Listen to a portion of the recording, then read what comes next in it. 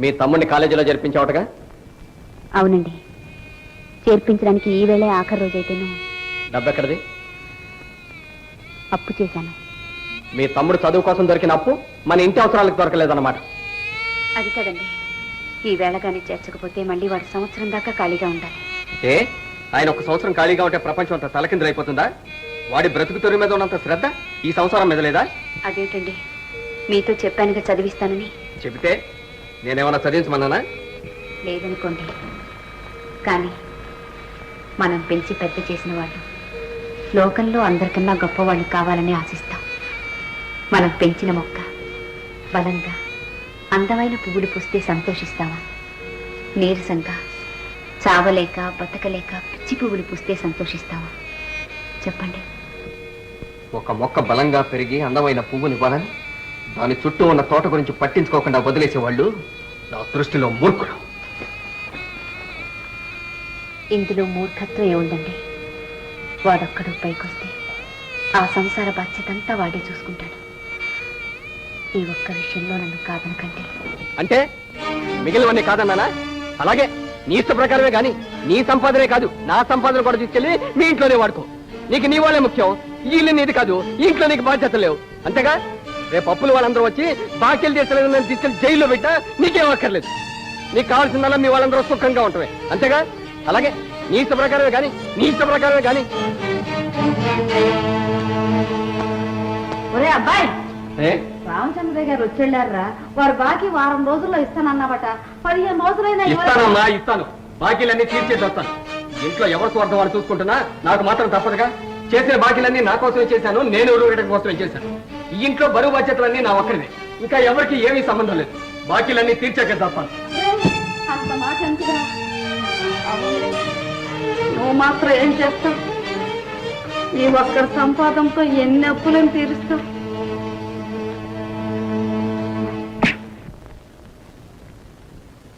ఏరా రామనాథం, తెల్లాయి పెళ్ళన్నావు, ఏదో శుభకార్యం కదా అని మా ఆవిడతో డబ్బిప్పించాను. మీ చెల్లాయి కొడుకు కూడా పుట్టాడు, బహుశా రెండో వాడు కూడా తయారవుతూ ఉండొచ్చు. నువ్వు మాత్రం బాకీ తీర్చలేదు.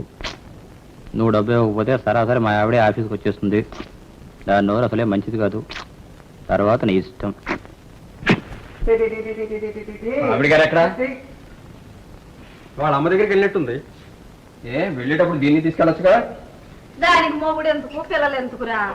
ఏదో కంది పారేసింది. నిన్ను గురించి పట్టించుకోకపోతే పట్టించుకోకపోయింది. కనీసం ఈ బిడ్డ గురించి అయినా కాస్త శ్రద్ధ తీసుకుంటుందేమోనని ఎన్నాళ్ళు చూశాను. అబ్బే అది ఎక్కడరా, వాళ్ళకి సేవ చేసుకోవడంతోనే అంతా సరిపోతుంది. పెద్దవాడిని మాట చెప్తాను. నువ్వు దాన్ని కోరి చేసుకున్నావు, మేము కాదనలేదు. కోరి చేసుకుని నువ్వేం సుఖపడుతున్నావో మేము కళ్ళారా చూస్తూనే ఉన్నాం. ఒరే, ఈ ఊళ్ళో నువ్వు ఉన్నంత కాలం ఆమె వాళ్ళని విడిచిపెట్టలేదు, నిన్ను కాదనలేదు. చూడు, నా మాట విని ఎక్కడికైనా ట్రాన్స్ఫర్ చేయించుకోరా. అంతేరా, అదే మంచిది. ఎక్కడికైనా దూరంగా వెళ్ళిపోతే. ఏమండి, ట్రాన్స్ఫర్ వచ్చిందా? అవును, చేశారు. చేయించుకున్నారన్నారు. నా దృష్టిలో ఏదైనా ఒకటే. అంత అవసరమే వచ్చిందండి. ప్రమోషన్. అది ఇక్కడ రాదా? వస్తే అక్కడ ఎందుకు వేస్తారు? క్యాన్సిల్ చేయించుకోవడానికి వీల్లేదా? నేనెందుకు క్యాన్సిల్ చేసుకోవాలి? నేను ఇక్కడ ఉద్యోగం చేస్తున్నాను. అమ్మ హాస్పిటల్లో ఉంది, తమ్ముడు చదువుకుంటున్నాడు. అందుకని నీ గురించి నువ్వు ఆలోచించుకునేటప్పుడు నా గురించి నేను ఆలోచించుకోవడంలో తప్పలేదుగా. నాకు జీతం చాలదో, ప్రమోషన్ కావాలి. నేను ఇంటెత్తి కట్టుకోలేను, క్వార్టర్స్ కావాలి. పైగా ఈ ప్రమోషన్ కోసం నేను 5 సంవత్సరాలుగా వెయిట్ చేస్తున్నాను. ఇప్పటికొచ్చింది. ఇప్పుడు నన్ను ఏం చేయమంటారు చెప్పండి. అది నిర్ణయించుకోవాల్సిందే నువ్వు. పోనీ మీతో పాటు నాకు కూడా అక్కడే ఏదైనా ఉద్యోగం చూడండి, వచ్చేస్తాను.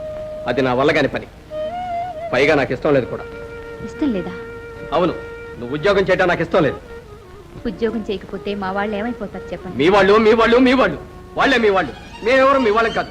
అత్తగారు మీ అత్తగారు కాదు, మావగారు మీ మావగారు కాదు. మాలతే, ఇప్పటి వరకు నన్ను విసిగించింది చాలు. దయచేసి మీద నన్ను విసిగించు. నేను ఈ రోజే వెళ్తున్నాను. వారం రోజుల్లో తిరిగి వస్తాను. ఈలోగా ఏం నిర్ణయించుకుంటావో నిర్ణయించుకో.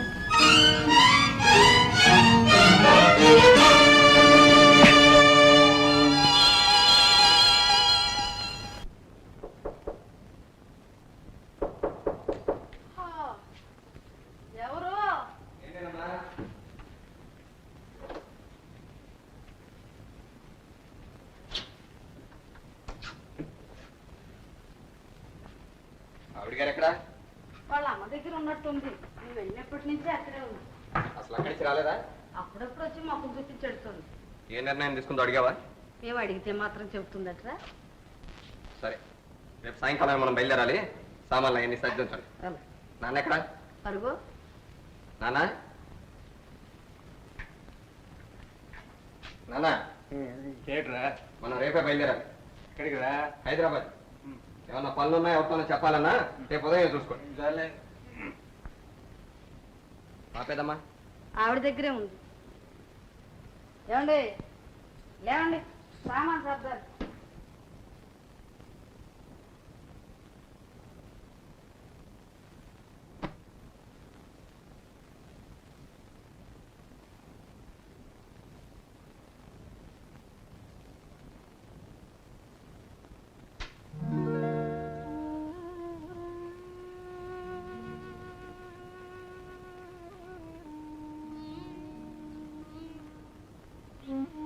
ఎంతసేపు అయిందండి వచ్చి?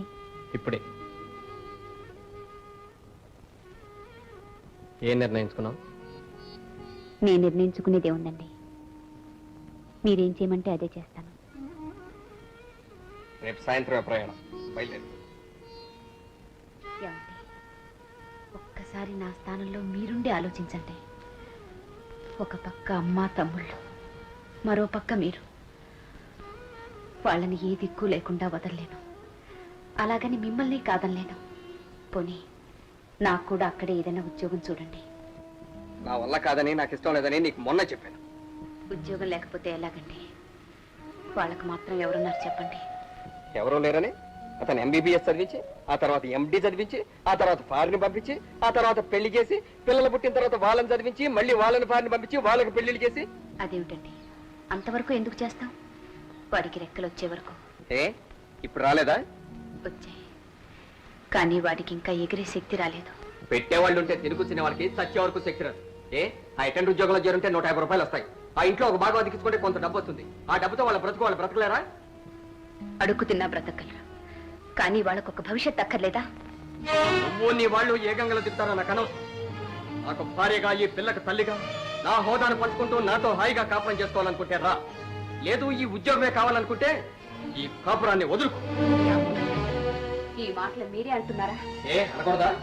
అనొచ్చు, కానీ నేను ఆనాడు మీతో ఏమన్నాను? నా కుటుంబ బాధ్యత నా మీదే ఉంది. నా బాధ్యత తీరి నా తమ్ముళ్ళు వాళ్ళ కాళ్ళ మీద వాళ్ళు నిలబెడితే గానీ నేను ఈ పెళ్లి కొప్పుకోనన్నా. అంటే మీరేమన్నారు? నా బాధ్యతలు లాంటివి నీ బాధ్యతలు. నా సంపాదనతో నా బాధ్యతలు తీర్చుకున్నట్టే నీ సంపాదనతో నీ బాధ్యతలు తీర్చుకోవచ్చు.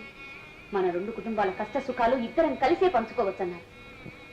మీరు ఆ మాట అన్న తర్వాతే నేను ఈ పెళ్లి కొప్పుకున్నాను. అంటే నా మీద ఇష్టంతో ఈ పెళ్లి చేసుకోలేదన్నమాట, అంతేగా? ఇప్పుడు అవన్నీ ఎందుకు? వాళ్ళ జీవోత్సవాలు అమ్మకి ఇవేవీ తెలియదు. నా అల్లుడు దేవుడని మురిసిపోతుంది. ఏమంటే, ఇక నుంచి వచ్చే జీతంలో సగం మీకిస్తాను. వాడి చదువు పూర్తయ్యే వరకు ఆ సగం వాడికిస్తాను. ఇద్దరం కావాలని చేసుకున్నాం. మధ్యలో విడిపోవడం మీకు మంచిది కాదు, నాకు మంచిది కాదు. నీకు మంచిది కాకపోవచ్చు, నాకేం పర్వాలేదు. నేను మగాండి. నాకు కూడా రాకపోతే లోకం నిన్నే తుమ్మెత్తిపోతుంది. ఏమిటండి లోకం? ఎక్కడుందండి లోకం? మగవాడికి ఒక నీతి, ఆడదానికి ఒక నీతినా? మీరు మీ ఇంటికి పెద్దవాడిగా పుట్టారు, నేను మా ఇంటికి పెద్దదానిగా పుట్టాను. మీకు మీ వాళ్ళని పోషించే బాధ్యత ఉంది, నాకు మా వాళ్ళని పోషించే బాధ్యత ఉంది. మీరు చదువుకున్నారు, నేను చదువుకున్నాను. మీరు ఉద్యోగం చేస్తున్నారు, నేను ఉద్యోగం చేస్తున్నాను. మీరు సంపాదిస్తున్నారు, నేను సంపాదిస్తున్నాను. మీరు మీ చెల్లెలకి మీ శక్తికి మించిన సంబంధాలు చూశారు, 10 మంది మెచ్చేలా పెళ్లిని చేశారు. ఇద్దరిది ఒకే ఆశయం, ఒకే గమ్యం. మీ గమ్యానికి నేను ఎప్పుడూ అడ్డు రాలేదు. పైగా నాకు చేతనైనంత సహాయమే చేశాను. నా సహాయంతో మీ బాధ్యతల పడవను ఒడ్డుకు తెచ్చుకున్నాను. కానీ నా పడవ అటు ఇటు కదలేక నట్టేట ఉంటే చెయ్యి తోడిచ్చి గట్టుకు లాగడానికి బదులు శాంతం నీటిలో ముంచేస్తున్నారు. అదేమంటే మగాడిని అంటున్నారు. మాలతి, ఆ వాళ్ళ గురించే చూసుకుంటున్నాను, నీ గురించి నీ వాళ్ళ గురించి ఆలోచించడం లేదనే కానీ నువ్వు అనేది. అలాంటి వాడిని అయితే ఆ రోజు నువ్వెవరో తెలియకుండానే నీకు ఉద్యోగం ఇప్పించాల్సినంత అవసరం నాకే వచ్చింది. పెళ్లి చేసుకోవాలనే స్వార్థంతో కావచ్చు. అంటే ఈ పెళ్లి నేను స్వార్థంతోనే చేసుకున్నానంటావా? ఇప్పుడు అలాగే అనుకోవాల్సి వస్తుంది మీ మాటలు బట్టి. కేవలం నా సంపాదన కోసమే చేసుకున్నట్టు అనిపిస్తోంది. మాలతి, ఒళ్ళు దగ్గర పెట్టుకుని మాట్లాడుతున్నావా? ఏమిటా ఈ గొడవ? అమ్మా, ఈ విషయంలో మాత్రం మీరు ఎవరో కమెంట్ చేసుకోవచ్చు. ఏదో పెద్ద చాడీ చేశాను అనుకుంటావా? ఆ మాటకొస్తే త్యాగం చేసింది నువ్వు కాదు, నేను త్యాగం చేశాను.